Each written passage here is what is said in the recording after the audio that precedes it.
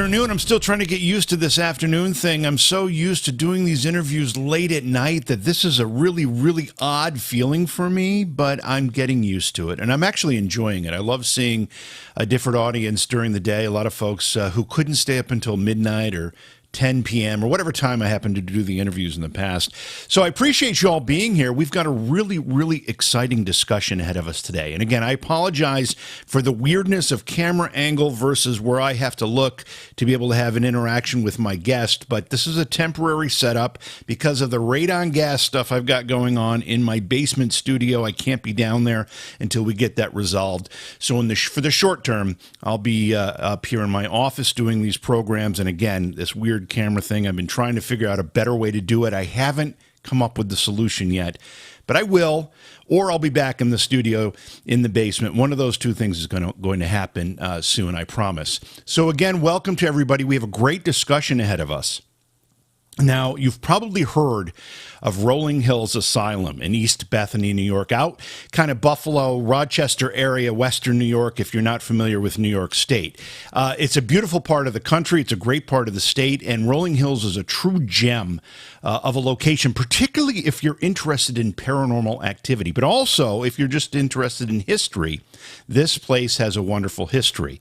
And our guest today is Sharon Coyle. Sharon is the owner of Rolling Hills, not only just an owner, but a paranormal investigator in her own right and a researcher, and has done a tremendous amount of work with the facility, plus done a tremendous amount of research at Rolling Hills and other places. And we're just really excited to have Sharon with us. Sharon, welcome to the program. Great to have you here. You are one of the people that we need to be applauding in this paranormal world because you've put your heart, soul, I guess every part of your essence into not just Rolling Hills, but the idea of trying to help solve some of these riddles that we call paranormal phenomena and figuring out what this is all about. So cheers to you and thanks for being here. Thank you very much. So one of the things that I have to start out by asking is your introduction to Rolling Hills itself came as an investigator, right? That's where you started. It did, actually. I came out on Dave Schrader's event in 2008. I used to go to all of his events when I had a lot of free time. And he always had such stellar events. And he was coming out here, and I decided I was going to come. And that's how I became familiar with Rolling Hills Asylum, was in 2008. Well, you and I kind of share that as a history because my first event was at Rolling Hills. Not that that was your first one, but that was my first one. I think it was 2006 or 7. I don't remember exactly now. No, I moved here in, you're saying your first event in Rolling Hills? Or? No, my first event ever. My first event ever was at Rolling Hills, and it was a Dave Schrader event. Yeah, it was a Dave Schrader event, and I went up, and I can't remember if it was 2006 or 7. But it really that's where I met Jason and Grant, and I ended up working on the Ghost Hunters team for a lot of years after that. But I couldn't have asked for a better way to start my investigative career because I had so much stuff happen at Rolling Hills. I still cite those instances as some of my favorite and most profound when people ask me, what are your favorite paranormal experiences? It's a super special place. It really is. It's active all the time, different all the time. Yet we have a lot of the same, I call them cast of characters, a lot of the same spirits come through on a regular basis, plus a lot of new ones all the time. It's ridiculous. For me to move and buy this place and give up living in Huntington Beach, California, to move out here in the middle of nowhere to save this location, it had to have been that special. Yeah, let's talk about the history of Rolling Hills first of all. Now, it was a county poorhouse or an almshouse for Genesee County, New York. Now, a lot of people don't even understand what that means anymore. If you've ever played the Game of Life, you know, that board game from, I don't know if it's Parker Brothers or Milton Bradley or one of those, and if you fail in that game, you end up going to the poor farm. Well, that's kind of the same idea here, but back before there were social net safety programs from the federal government and the state government, the counties used to be responsible for housing people that couldn't take care of themselves. So they created these either poor farms or poor houses or whatever it was to put these people, to give them a place to stay. And that was the genesis of Rolling Hills, right? Exactly. It was definitely a poor house, poor farm. It was a self-sustained community, and it took it, and everyone from widows and orphans, drunkards, mentally and physically disabled, Civil War veterans, anyone that needed a leg up, even if it was temporary or long-term or permanent.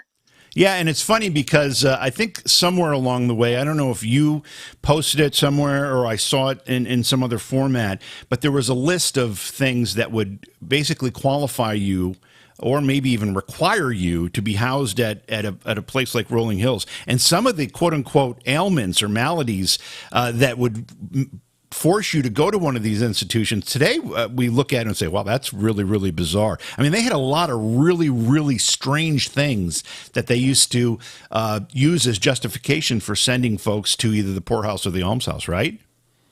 No, women could be called hysterical, Yeah. or, loose. And that would be something that would, all kinds of things. Having, I can't remember the exact term now, but basically being addicted to alcohol or being just enjoying a drink, but a little bit too much. There was all types of things. I mean, it's just ridiculous. It's crazy. So it's a big argumentative woman. You could have ended up in there, and I certainly would have been. Yeah, right. It's so funny how the standards, well, just how, I don't know if they've changed or we've come to our senses. I don't know how you'd better describe it.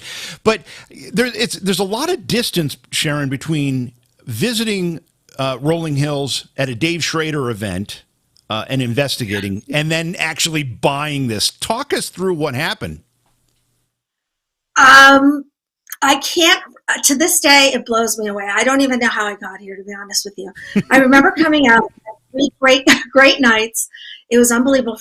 June 12th, Friday the 13th and 14th of 2008. And then I went back home and had my own paranormal groups. And then I got a call from someone back here in the spring of 2009 saying, oh my God, the place is closing down. We don't know what's going to happen to it. We're afraid it's going to get torn down. And it was like a light switch went off. And I literally started crying on the phone. Like, oh my God, what's going to happen to this property? What's going to happen to the spirits? I wasn't looking at buying a haunted location. I was trying to open up a wine bar. That's what I wanted to do. Or a small vineyard or something, So no idea that this was going to happen. And called my husband at the time at work. And I'm crying when he answers the phone. He goes, oh my God, you get a car accident? No, Rolling Hills is closing. Really? That's why you're calling me? Click. And he hangs up, So he came home and we talked about it. And I decided to go out and look at it. So I came back out here with a friend of mine. And still wasn't a great idea. The place was a disaster, a lot of problems, too much money, extremely high priced. And I went back home, talked to my husband again, convinced him to come out somehow. We looked at it again, and actually we pulled in the driveway, and he goes, you're out of your goddamn mind. We're not doing this. We're not doing this. Sorry, I punished this for, but he goes, you're out of your mind. We're not doing this. And I went home, and I kept crying about the property, and I kept trying to figure out what I could do. And meanwhile, it went up for bankruptcy, and it went up for auction. And it was going up for auction the day before my birthday. Oh, wow. And he goes, you know what? Just fly out. You have extra miles. Just fly out, see what happens. And I was the only one that showed up. But the thing is, the bank was owed a lot of money. And I had, so much money. I'm not wealthy at all. I had a regular job, And basically, I said, I'm done because the bank kept bidding against me. And I went to walk out. And I did walk out. And they ended up calling me. And they said, well, let's talk, because you're the only one that showed up and we let the fish get away. And basically, they carried a very high interest rate of 12.5% for a very, very long time until I could afford to refinance it a few years ago. But that's how I got it. It was crazy. I actually bought a horse farm the same way. I went to an auction. I was the only bidder. And I ended up walking out with this horse farm that I really didn't think I wanted. But I ended up, so I understand how that can happen. It does happen. I didn't know you had horses. What kind of horses? Gosh, we had 18 horses at one point, quarter horses. We actually had a couple of Clydesdales. And then at the farm, we actually boarded out. We had like 12 boarders that had their horses there. Oh, I did that in New Hampshire when I was growing up. Oh, wow. We had a horse. And then we boarded horses. I had quarter horses in Morgan. So interesting. Yeah. So water. Do you feel like there was some kind of spiritual destiny, if you will, that drew you and Rolling Hills together and kind of made it all play out this way? Absolutely. I think they picked me. A couple things that happened, which were really interesting. The first time I came out with my friend and we looked at the property, we were walking down the stairs and walking the owner out at night. She didn't want to be in the building by herself. She was scared at that point. Is that Lauren, So I I'm think? walking. Lauren? Yeah, Laura. Yeah. Lauren, Laura, is that Laura, right? Laura. Yeah, whatever. Laura. I don't remember Yeah. exactly. I'm 13 years down the road, 14 years down the road. Anyway, so we're walking down the stairs and she's walking out the building and I stopped. I said, look, hey, everybody, I'm going to come back next month. I'm going to try to, I won't leave you guys alone. I'm going to try to buy this place. This is the building, except for the three of us. All of a sudden, a woman hollered, like from Shadow Hallway over the railing, bye! Clear as a bell. Clear as a bell. Craziness. And then the second time when I came back from being here with my husband, I went back home. And I used to work from home. I had an office job. I worked from home. And I had an answering machine. You know how they used to be time stamped and date stamped and the phone number would be up? So I'm checking my messages. And on this one day, Tuesday, it didn't have any incoming or outgoing calls on the machine. But there was a message. And it was very robotic sounding. And it said, I seen ghosts. And it hung up.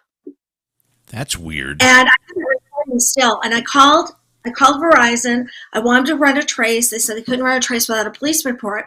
I said, well, just tell me, were there any incoming or outgoing calls that day? I knew there weren't because I was out here. I wasn't in California, so I know I wasn't making any calls and didn't show any incoming calls. They said, no incoming calls, no outgoing calls on that day. So weird. Isn't that weird? I'll have to do something very cool. And it's like, they want me to remember that I saw ghosts and don't forget about them. So it was crazy. Yeah. So you ended up buying it. I remember from those days prior to you owning it that, it was not just a place that had some ghosts. It had a lot of problems too. There was a lot of stuff that needed repair. It's a huge building. It had been neglected for a very, very long time. And I know that when I was there with Jason and Grant on a couple of occasions, we did a lot of fundraising for the place to try to, fix some of the things that needed to be fixed. So when you bought it in 2009, I imagine that was still the case. A lot of things needed to be fixed.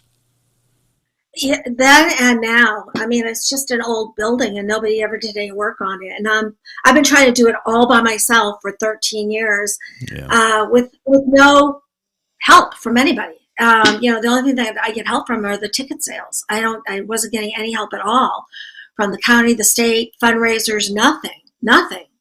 So it's a big challenge. The first year alone, we cleaned out 4 40-foot dumpsters of pure garbage. Like pizza boxes eaten through by rats, old wet cardboard, dirty laundry that was left in places. I mean, it was just a mess.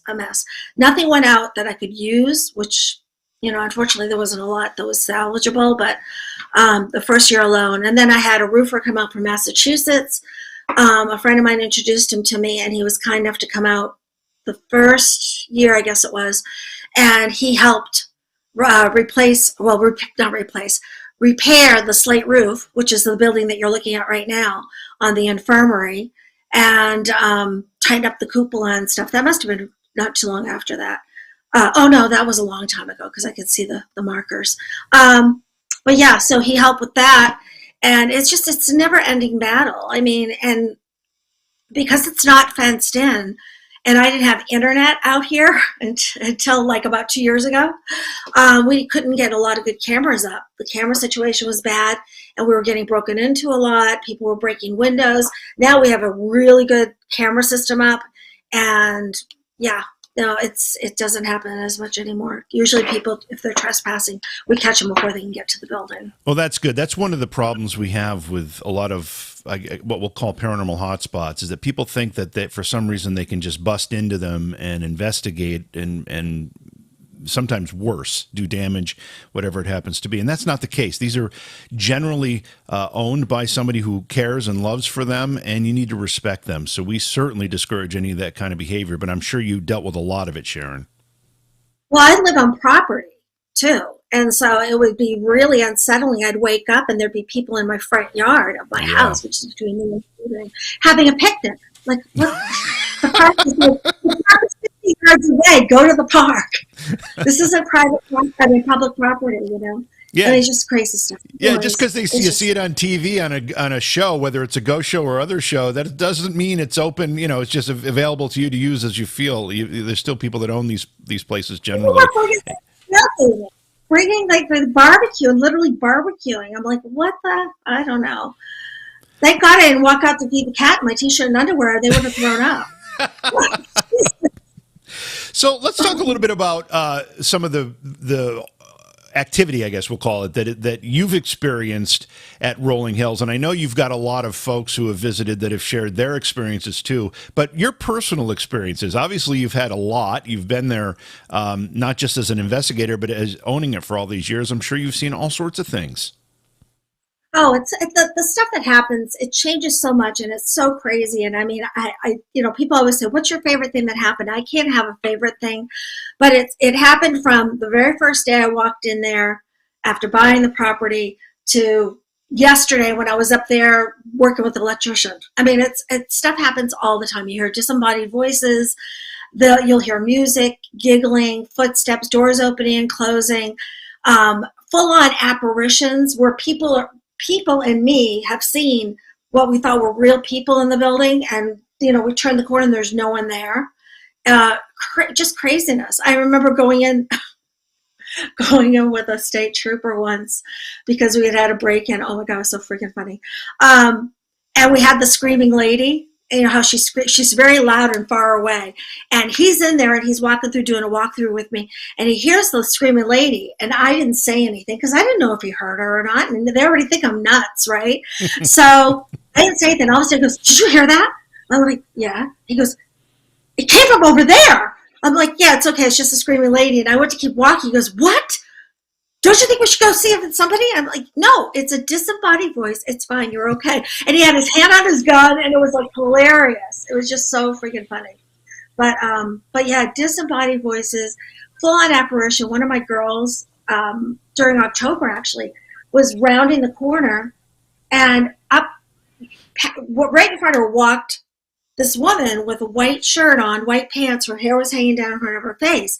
And she thought she was looking for an exit, so she hurried up the stairs and around, to go get her and say, no, it's this way.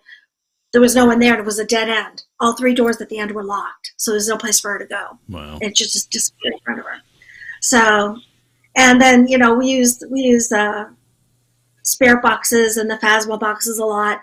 And the stuff that comes through, I know people are really skeptical on those things, but I'm telling you, they're not fake, because I put a Phasma box out in my, what we call the green room, the gift shop, and I turn it on, and you hear them calling, Elma, we need help. Can you get Nurse Elma? How can that be? Yeah. I mean, that's our nurse. I mean, it's craziness. Well, I think, when it comes to spirit boxes, I've used them a lot. In fact, in the investigation that we did just a couple of weeks ago, we had some great success with the spirit box. But I think the reasons they sometimes get a bad reputation, I think there are some people that are too eager to find messages and things that aren't messages. And when you do that, it kind of detracts from the credibility of the device, whatever that device happens to be. So you really have to be discerning about what you will accept as a message and what isn't. Mm-hmm. So I think that's part of the problem. Yeah. So I have to share with you, do you still have what was called the Christmas room there? We have a small room. We moved it because when I got here, there was a lot of problems with that roof. As a matter of fact, I hesitate even bringing it up, but I'm kind of proud of this, and I guess I should bring it up. That whole dining room area was the inmates' dining room. That's where the Christmas tree room was. And when I got there, it was a disaster. It was all fake plywood and cardboard boxes for the Christmas trees and, the Christmas boxes. And it was leaking in that room. And it's been leaking for 13 years. So we had to move everything out, close it down. The kitchen attached to it has been open, and that shares a roof. It's a flat roof. Well, after 13 years, I've just been given a grant to fix that part of the roof. So hopefully by next year we'll be able to open that room up after 13 years. But it's hard to get a grant. People think it's easy. You just, oh, you're a historical property, give me money. It doesn't work that way. Yeah. Especially for private owners that are not nonprofit. There are very few opportunities for this. So the state of New York, with the Landmark Society, was kind enough to see the potential out here and finally issued me a grant, which we're working on getting all the I's dotted and T's crossed, because we're also working towards the National Historical Register. So those go hand in hand. So by the end of the year, there should be some really major announcements and changes. That's great. And one of the things that I've always been encouraged by when it comes to this paranormal tourism, we'll call it, is that it's helped revitalize a lot of buildings we would have lost otherwise. But in some cases, it doesn't go quite far enough. So I'm glad you're getting some help to do some of these things. Thank you. That'll just be for that one little section. I mean, I have a 60,000 square foot building. Yeah. There needs to be, the whole roof should be repaired. I have an outbuilding that used to be the old ice house and dairy and bakery. That's from 1827. That's a wooden structure. That's in dire need. I mean, we need windows. I mean, it's one thing after another. It is what it is. I'm doing my best. And hopefully with this change in the next 12 months, we'll be able to be opening up the door for more grants and more help. Right. Because I'm getting old and tired, to be honest with you. Well, one of the things I find very, very interesting is that you started this conversation talking about the things you did when you first took ownership and how you improved the place by saying you took out, I don't remember the quantity, but 40 dumpsters, 80, how many? Four 40-foot. 4 40-foot dumpsters full of stuff. Yeah. And I often wondered the times I visited prior to your ownership was why that owner didn't just clear the debris out of there, because there was a lot of debris at the time. And you've made it, I mean, it's still a building that needs work because it's an old building, but you've made it clean and easy to navigate and not get hurt. I mean, that's kind of important. I think it's just people's individual ambition, honestly. I think it's what you have for ambition, what you care about the property, what you want to get out of it. And I can't speak for her. I'm not going to put words in other people's mouth, but clearly my focus and my interest and my desire, it was completely different than hers. Well, thanks for doing that too, because I think it makes it a more pleasurable experience for anyone who visits, obviously. I want to go back to the Christmas room, though, because I brought it up for a reason. When I was there the very first time, and I said when we opened up this discussion that my first organized paranormal investigation was at Rolling Hills. And I still cite that visit as one of my favorite because I had such great experiences there. And one of the things that happened to me is I was sitting alone in the Christmas room, and it was dark, but there was a little bit of light streaming down the hallway by the door into the room from what they called the safe room, where people could go. There were lights on other people in case you got a little freaked out. You could go in there and be comforted and kind of get your wits about you. So a little bit of light streaming down the hallway. And as I'm sitting in the middle of this Christmas room, and I'm sitting in a chair that's really designed for a child. It was a small little desk chair. And I'm sitting there and I see this, what I can only say is a shadow figure looked like a little boy, probably 4 or 5 years old. I see it silhouetted against the light, that little bit of light that's streaming down the hallway. And that little boy walks up to me and stands right in front of me. And wow. I didn't feel menaced by it. But because it was just standing still and I was trying to interact and it wouldn't interact with me directly, although it was standing right in front of me, I started to feel a little uncomfortable. So I ended up getting up and going to the safe room myself. But I didn't do it out of fear. I did it out of, I don't know. I just started to feel awkward about it. But it was an amazing experience. And I often use that example as one of my favorites, if not my favorite experience. And it was at Rolling Hills in that Christmas room. Wow. That's amazing. That's amazing. Yeah, we have a lot of little children that come out. There's a boy named Tommy who's really fond of one of my girls that helps out, Andrea. There's little Jack who hangs down the laundry room, but he also bebops around everywhere. He's 10 years old. He's like Pugsley on the Addams Family. He's adorable. Shorts, horizontal striped shirt, bare feet, and he's full of spit and vinegar. He's just one of those kids. And he's just one of those kids. And then there's Elizabeth from the chapel. She's 4 years old, blonde hair, pigtails. Her father died before she was even born, so she never met her father. So she follows men around, tugs on your hand, wants to follow you, wants you to hang out with her. She's very sweet. Her and Jack play a lot together. So then there's a lot of other spirits, but those are the three that we're most fond of. Now, when you talk about spirits and you give them names, how do you come? I kind of know, but I know our audience is curious. How do you come about that information? How do you know what their names are? How do you know who these spirits are? They tell us either through EVP or through the spirit box. I don't just name them arbitrarily. I'll ask them their names and they'll say their names. And then oftentimes I'm able to go back, not with Jack or not with little Jack so much, but like Emma and Roy, we can actually go back and find historical documents on them being there, working there, living there. So we correlate everything. That's fascinating. I want to talk a little bit about too. And correct me if I've got any of this information incorrect, but there's a cemetery on the property, right? They used to bury the indigents. Yes, Okay, because I know that there's a site here in where I am in Cooperstown that was a former county poorhouse, and there is a cemetery there that is poorly marked, but if you search, you can find it. And I know that many of these poorhouses had cemeteries. What's the status with the Rolling Hills one? Okay, so yes, there was a cemetery on the property. However, the property was originally over 400 acres. Now we're down to 11. So the rest of that land became the Genesee County Park. So that's adjacent to us. So that's where the cemetery technically is in the park, but it's unmarked graves, but it is in the park. But it's still there, right? It's still there. It's still there. It's unmarked, and you don't know. There is a little memorial. People get this confused. When you go in the park, there's also a memorial made with some headstones that were found before me in the building. I don't know why there were headstones because none of the other places were marked. But the Genesee County historian at the time acquired those headstones, made a memorial in the park to honor the people that lived and died there. But it's not the same place as the actual Potter's Field.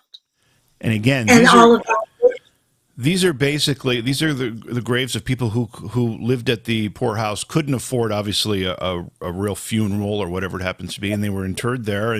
And over time, vegetation grew up. It was uncared for, but the graves are still there, Sharon. As far as you know, they're still there. As far as you know, everybody is still buried there now. However, there's another location in town in Batavia, off of Harvester. There's an old Batavian cemetery, and it's beautiful.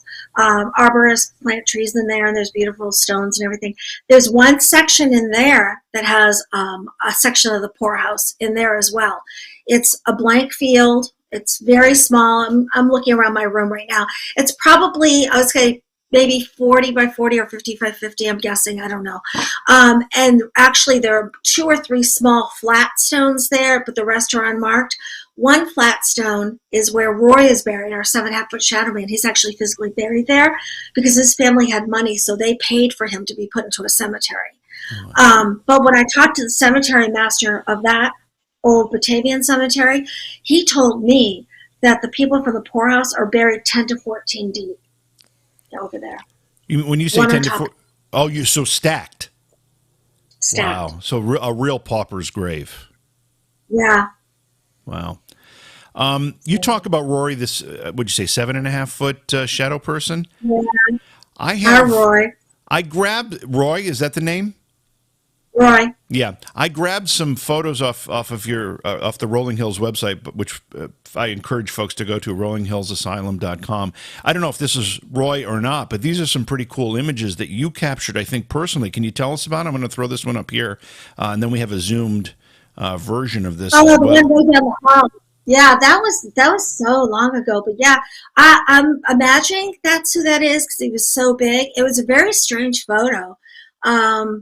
There's a series of them actually where he's coming out of one of the doorways or up the ramps. I can't remember now, but he actually manifested. It was craziness.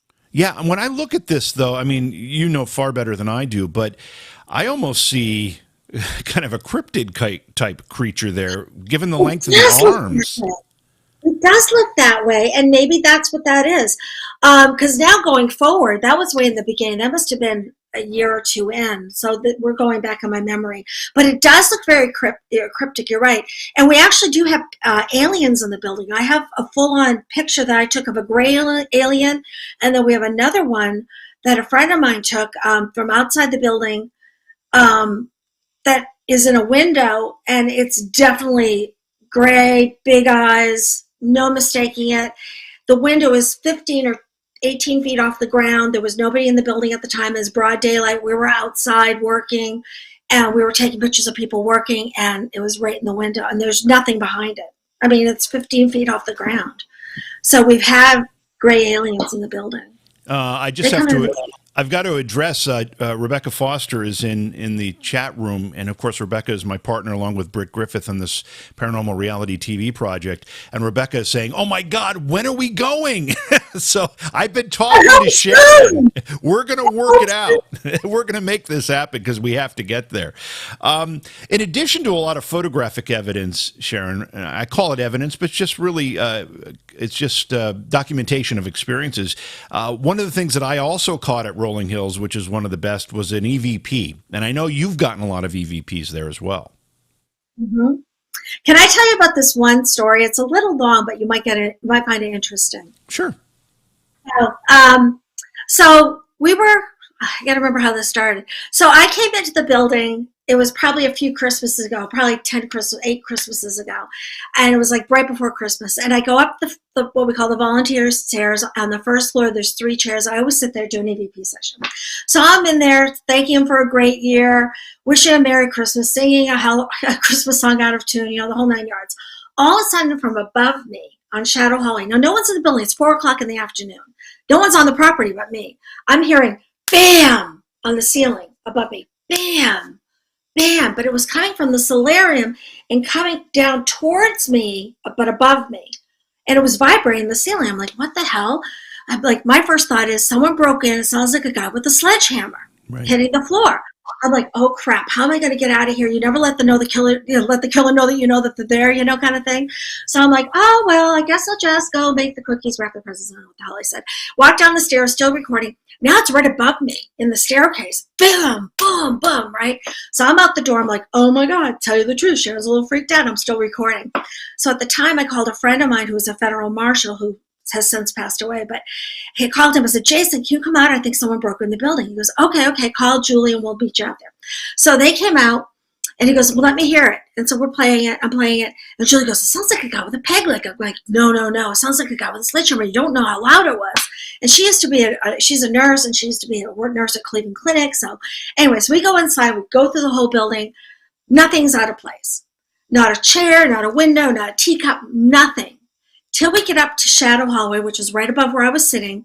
There's a hospital room. When you walk in the door, to this day, you can walk in the door right now, and I guarantee they're there. You walk in the door to your right, lean up against the wall, it's a pair of crutches, except only one's there. Jason walked in ahead of me. The other one was on the floor by the wheelchair. He picks it up, it has a rubber strapper, he hits it on the floor, and that's exactly the sound I heard. Oh, wow. It was like a crutch running down the... So that was like 8 years ago. Cut to 2 years ago, we finally get internet. So Spectrum comes out, and they're out front talking to the supervisor, right? And he's out there, and he's looking up at the building, and he's pointing to the east wing, to the first floor dorm, the men's dormitory. He goes, oh, my uncle used to be here when it was a nursing home. I go, oh, really? Yeah. He goes, yeah, his name was Buster. He got it put in here because he had a peg leg. Wow. So I think that was him. So then about 6 months later, Brett, I just had a brain fart. I can't remember his last name now. Anyways, one from Ghost Stop Paranormal. Ghost Stop Paranormal. Are you talking about Dave? Paranormal. Hold on, I'll just look it up. I have this name right here. I just had a brain fart. Dave? Whoops. No, Brett. Hold on.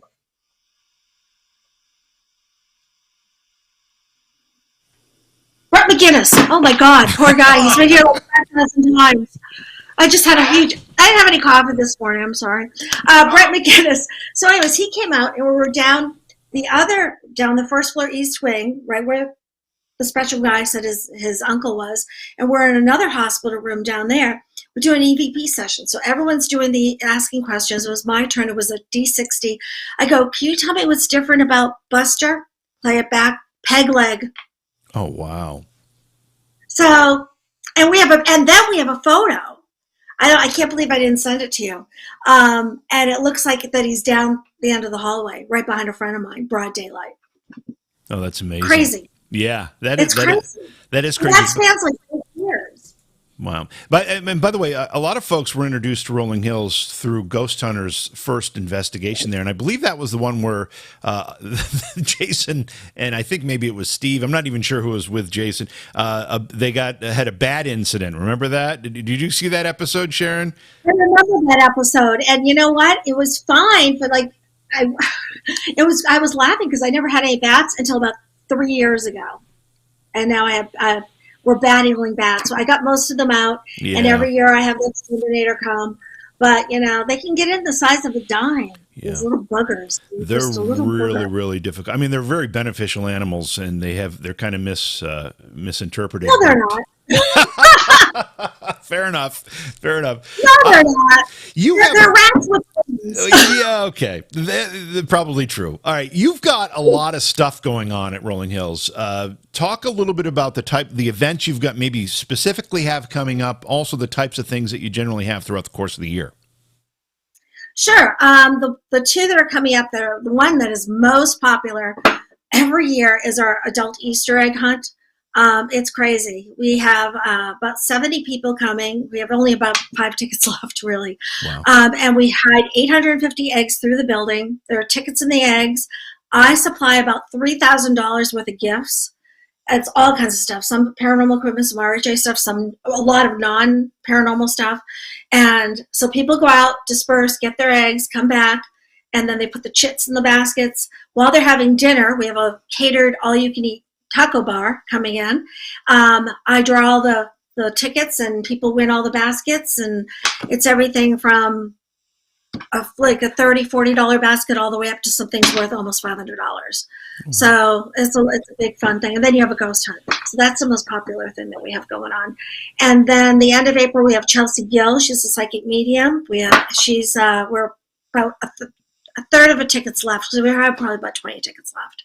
So that there is going to be really popular. Then I have the normal, public ghost hunts, private ghost hunts. I'll be adding some historical and flashlight tours, and hopefully sticking in a couple other little events coming up in the summer. So, and then sometimes we have art classes, painting with a ghost, things like that. What if somebody just wants to come on their own and just investigate? How does that work? Do they have to wait until you've got like something organized? How does it work? Nope, that's a private ghost hunt. We have some of them listed on the website. I'm a little bit behind getting May, June, July, and August up, so I have to get all that up. But basically, you just go on the website. There are 2 different options for private hunts. If you do it on a Monday through Thursday, you can go for 4 hours, 7 p.m. to 11 p.m. for $500 for up to 10 people, or make it 8 hours, 7 p.m. to 3 a.m. for $850 for 10 people. And then we also have them available on Friday nights for private groups up to 15 people, and it's $14.99. So they're $100 a piece, basically, but you book it out for your whole entire group. So it's a private hunt. I'm just going to throw another picture up here because I had grabbed it off of the website, I think. What are we looking at here? Do you know what this is offhand? Oh, that is such an old photo. I hate that photo. Is it? Oh, sorry. Hate that photo. That's what area that is. That is up by the infirmary, and where the wheelchair is, which I actually moved that now. But that is actually the shock therapy room, which is all dressed now. We have furniture in there. We have a chair in there, a shock therapy style chair, and What happens when you go into one of these rooms and you actually stage it? You put whether it's replica or original or whatever furniture and stuff in. Does that help increase the activity of that particular area? Definitely helps increase the activity, and it's so funny because oftentimes I'll know what the rooms are, and I'll cater to furniture for that. Other times I just get a vibe, and I have to put something in there, and the activity goes crazy. I remember off of Shadow Hallway, there was a room and it was empty, and I put a playpen in it. And all of a sudden, actually it was upstairs originally, and then I had a dream and I said I have to bring it down and move it somewhere else. And when I put it in the new room, we started hearing a baby cry out of it, which was crazy. Wow. That, speaking of the vortex room, that room is such a gift. We get so much activity out of that room. People are able to go in there and actually communicate with people that passed away in their own lives. It's like a hotspot. There's a portal in there, and we've had people go in with spirit box or EVP sessions and literally connect with people in their own lives that have passed away. It's craziness. If someone came to you and said, "Okay, I want to do a ghost hunt. I'm going to go off on my own," kind of thing, what equipment would you recommend they bring? What seems to bring the best results when they're in Rolling Hills? Definitely record audio. Definitely record. Before I go into anything, your cell phones nowadays, we get a lot of new people that have never investigated. That's the bulk of who visits Rolling Hills. Because there's only so many teams, and teams want to go to different locations, but we get a bulk of new people all the time. There's cell phones today. You get amazing photos, amazing video, amazing recordings. Definitely record. Definitely take photos and video. Definitely photos, though, and recording. Anything else is extra. I mean, as far as if you want to do dowsing rods, they love dowsing rods. Pendulum, sure. I'm still a big believer in the mag light situation. People don't like it. I like it. I mean, it's a good visual, especially for new people that are impatient and they watch the shows. The shows are edited to 53 or 54 minutes, and they think things are going to happen like that. So they need to sit still and plant their butt in a chair, but they get antsy because they're not seeing the apparition walk in front of them.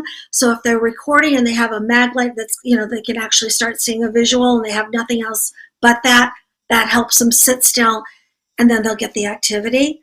So I'm a big proponent of that. It's just, and then, anything else is extra. That. I love spirit boxes and Phasma boxes, but the Mel meters, unless you're really going to start tracking things and be a real serious investigator, a lot of that stuff with the new people are just, it's numbers and lights going off. The REM pods are good, they're great, but I mean, you don't need to go and spend $200, $300, $400 to have a great night. You really don't. When folks, that's exactly what I was just going to say. When folks ask me, I say the very first thing you should do, especially if you're new to this, bring a recorder, whether it's video or audio or both, that's fine. But your eyes and your ears and the senses that your body has that you can't even really identify what that sense is. When the hair raises on the back of your neck, what is that sense? I'm not sure.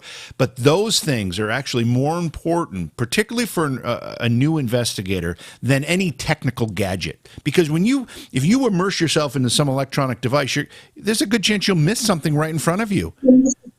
And that's a shame, So I agree with you there. It's so important just to use your natural senses. That's a huge part of this. We have people lay on our morgue table. And when you lay on the morgue table, there's a suit hanging up, and the suit acts like a pendulum. It'll spin one direction for yes and the other for no. There's no draft down there.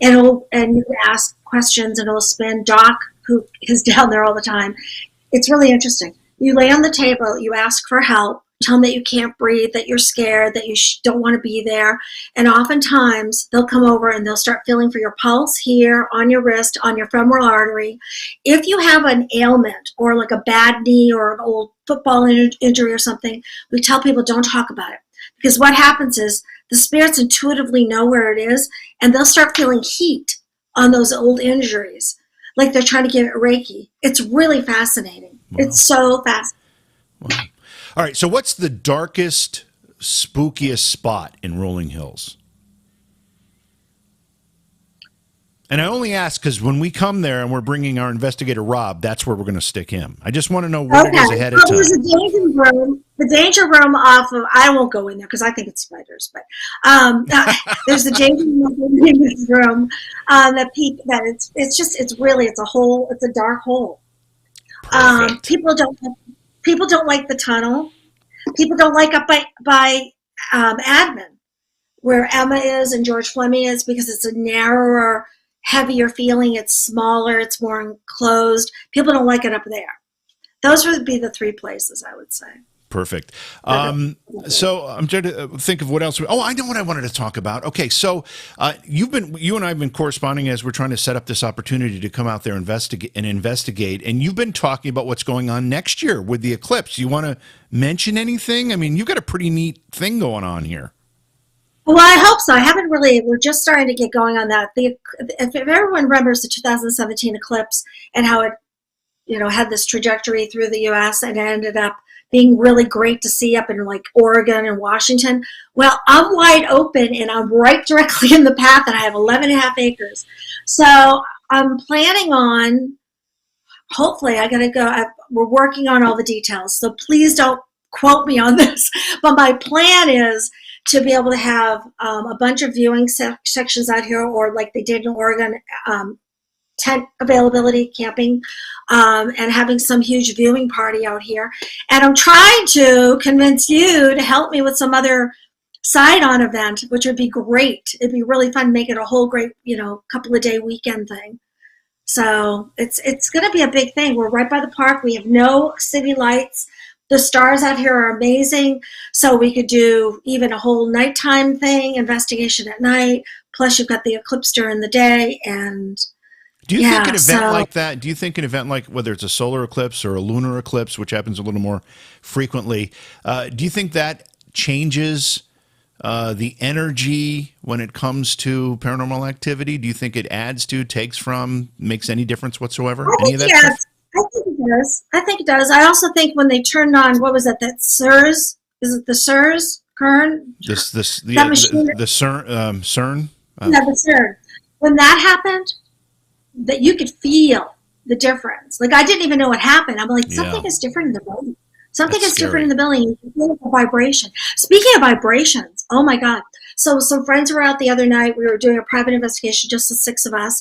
And my friend had his camera on a tripod right in front of him in Shadow Hallway. And he's not near it. He's not touching it. He goes, the thing is vibrating. He goes, the floor in the building is vibrating. It's vibrating. And it was just like completely like, you could see it. You could hear it. We were hearing voices. We were hearing people talking. He actually saw from his angle a white mist come from the infirmary, go past the ramp, manifest, and then disappear before it got to one of the first doorways. I had a baby carriage out with a baby doll in it, and kept saying, "Oh, the baby's crying. Can you help us? The baby's crying." All of a sudden, they went over and they're rocking the cradle. They're rocking the baby carriage. So the baby carriage was bumping up and down like someone was rolling it. And it was crazy. It was just, the stuff in there is just amazing. And I know it's my place, but honest to God, it really is. No, I can vouch for that. I can vouch for that. It's not my place, and I say the same thing. It's really a phenomenal site. I mean, it's just, it's crazy. So, yeah. All right. Well, we're about out of time. Let people. I've been throwing the website up here, but tell people what it is because the podcast listeners won't be able to see the graphics. So tell people how they can find out what you've got going on, and also just give us I kind of was general in the location. It's East Bethany, New York, but let people know where that is and how they can get involved with Rolling Hills. Sure. It's rollinghillsasylum.com. You can go on the website to book anything. There's like a contact us form. There's a newsletter form. There's come to an event. It's pretty self-explanatory. You can also find us on Facebook. I'm doing a little bit of Twitter, a little bit of TikTok, but God knows what's going to happen with that. Yeah. But anyways, yeah. So, we're in East Bethany, New York. We're very close to Batavia, which is the major town. We're like 15 minutes away. Our hotel of choice is the Batavia Hotel and Gaming. They give everyone a great deal there. They give you free gambling money and the whole 9 yards. They're very supportive of us. We're a sponsor of their concert series. And then also, we're about 45 minutes between Buffalo and Rochester if you need to fly in. So we're not that hard to find. No, we're just a little way off the beaten path. Yeah, but you're right off of the New York State Thruway, which is I-90, running through New York State. So, it's a wonderful place. And again, Sharon, thanks so much for joining me today, being part of this. I really look forward to when we can bring the whole crew out there and actually do one of our live investigations because it's a great place. So thanks for being here today. I appreciate it. Thank you for having me on. It's been really great to talk to you. I haven't talked to you in a long time. Yeah, it has been a long time. And we will be in touch. We'll get all this worked out. We'll get it worked out really soon. Great. Thank you so much. All right. Thanks, everyone. Yeah. So again, Rolling Hills Asylum. I'm going to throw the picture back up here. This is what it looks like. Sharon said this picture is a little bit old, but still basically the same thing. It's much bigger because there's a whole bunch of stuff behind this picture that you can't see, and it's rollinghillsasylum.com. A lot of stuff going on out there. And as I said, some of my best and favorite experiences, when I'm asked what do I remember most from my paranormal investigations, it always comes back to Rolling Hills because it was some of the best investigations that I've ever participated in. A couple things I want to remind you guys of. Please make sure that whatever platform you're watching, that I know there's a bunch of folks on Facebook watching. I know there's a bunch of folks on some of our secondary channels. Like we have a Kick channel that we're trying out and some other things. Go to either Twitch or YouTube.